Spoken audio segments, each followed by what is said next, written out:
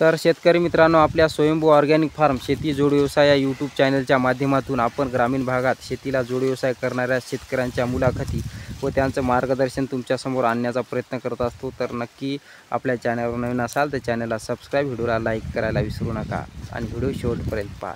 तर भाऊ, तुमचं पूर्ण नाव आणि पत्ता सांगा। रितेश संजयराव देशमुख, राहणार उंचीगाव, तालुका आदगाव, जिल्हा नांदेड।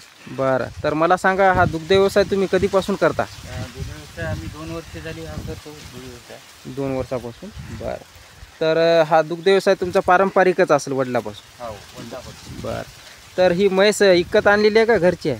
ही म्हैस 2 वर्ष झाली विकत आणलेली आहे। बरं, तर कितीला आणली भाऊ? ही म्हैस आणली 50ला। 50,000ला? बरं, मग आता दूध देते का गाभण आहे? आता ही दूध देते। किती लिटर देते दूध? ही दूध देते 4 लिटर। 4 लिटर। बरं बरं, आणि ही म्हैस भाऊ? ही म्हैस गेल्या वर्षी आणली। गेल्या वर्षी का? ही कितीला आणली? ही 75ला आणली। 75ला? बरं, तर मग आता ही दूध देते का? हो, दूध देते नाही। किती लिटर दूध देते? ही दूध देते 4.5 लिटर। 4.5 लिटर? बरं, आणि ही? ही पहिला रू वगार आहे। पहिला रू वगार इली का? घरचं वगार आहे। बरं बरं, घरचं आहे का? आता बाळगाला आपण। बरं, तर आता किती लिटर दूध देते? हे पहिल्या रूला देते 3-3, 8 दिवस झाली येऊन याला। बरं, तर बघू शकता शेतकरी मित्रांनो, हे घरचं वगार यांना किती लाभलेलं आहे। आणि घरचं वगार म्हणजे आता यांना याच्यापासून पण नफा मिळू शकतो। आता 3-4 वर्ष जे बाळगून आहे ते, आणि यांचं चारा व्यवस्थापन कुठं आहे?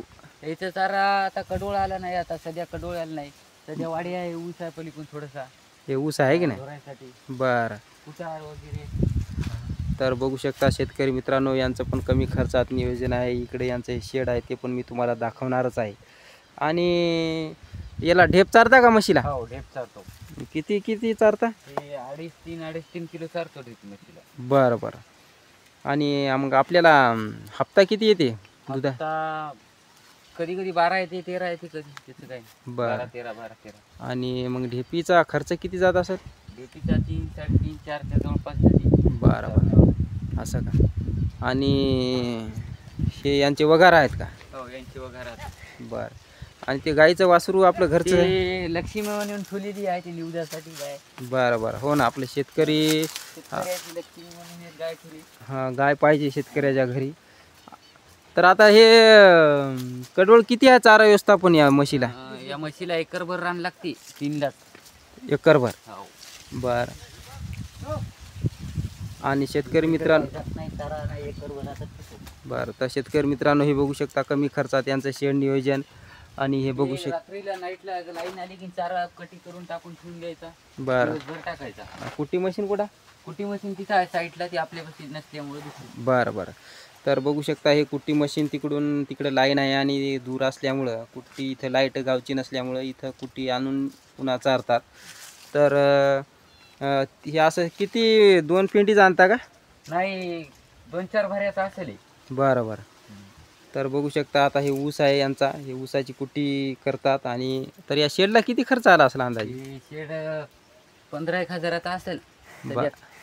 छोटा आहे ना। हो, बरेच वर्ष झाले का बांधून याला? बरेच। बरं बरं, तर बघू शकता शेतकरी मित्रांनो, अशा प्रकारे हे भाऊ आपलं कमी खर्चात नियोजन करतात। आणि ते वगाराला बघू शकता आता कशा प्रकारे हे धांडे टाकल्यावर खात आहे। तर आता किती महिन्याचे वगार असतील? हे 3 महिन्याचा आहे, ते 2 महिन्याचा आणि 8 दिवसाचा आहे। बरं बरं, मग आता दूध पित असतील? हो, ते दूध पितात। बरं, मग आता हे सध्या हे चारा असा खात नाही का? ढेप चारा कुटी करून टाकल्यानं खातात, ढेप खाते हे बी। बरं बरं, हां, तर बघू शकता शेतकरी मित्रांनो, अशा प्रकारे इकडं पाण्याचं नियोजन आहे। पाणी बोरचं आहे का इरीचं? बोरचं। बोर, बरं, तर बघू शकता अशा प्रकारे यांचं बंधूचं नियोजन आहे। आणि आपल्या महिन्याकाठी भरपूर पैसे कमवतात, कुठं गावखेड्यात न बसण्यापेक्षा।